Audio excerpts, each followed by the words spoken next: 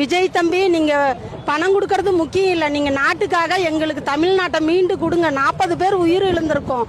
இதுக்கு பயந்துகிட்டு நீங்க வராம விட்டுறாதீங்க. நீங்க ஆட்சியில வந்து முதலமைச்சர் பதவி கண்டிப்பா உங்களுக்கு ஓட்டு வேலுச்சாமிபுரத்துல நாங்க போடுவோம். ஏன்னா உங்களுக்கு இட வசதி கொடுக்காதனால தான் இந்த பிரச்சனை ஆரம்பிச்சிருக்கு. போலீஸ் வசதி எங்களுக்கு இல்ல. நாங்களும் கூட்டத்துல இருந்தோம்.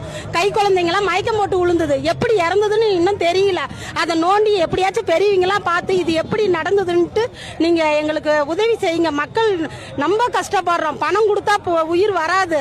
ஏன்னா ஒரு உயிரோட மதிப்பு உயிர் தான். நீங்க எப்படியாச்சும் இனிமேல் எந்த கூட்டத்திலையும் தயவு செய்து பாதுகாப்பு கொடுங்க. கிராமத்துல எங்கேயாச்சும் அவுட்டர்ல நீங்க இட வசதி பண்ணுங்க. ரோட்ல வசதி பண்ணா எப்படி? ஒரு நடிகர் நம்ம விஜய் தளபதி வரும்போது கரூர் மாவட்டம் மட்டுமா வந்தாங்க? எல்லா ஊர்ல இருந்து மக்கள் வரும்போது இந்த இட வசதி பத்துமான்னு கொஞ்சம் கூட யோசிக்கிறது இல்லையா? எப்படி இத்தனை பேர் சாகரத்துக்கு உள்ளாமா? இப்ப நம்ம நாட்டு மக்கள் வேலுச்சாமிபுரம் விவசாய இடம்னு சொன்னாங்க, 2வது தொழில் வளம்னாங்க. ஆனா இப்ப சுடுகாடா மாறிடுச்சு. இதுக்கு என்ன பதில் சொல்லுவீங்க? ஆட்சி எங்களை காப்பாற்றணும்னு தானே நினைச்சீங்க. ஆனா போலீஸ் பாதுகாப்பு எங்களுக்கு இல்ல, இட வசதி பத்துல. இதுதான் காரணம். தயவு செய்து தம்பி விஜய், நீங்க ஆட்சிக்கு வரணும்.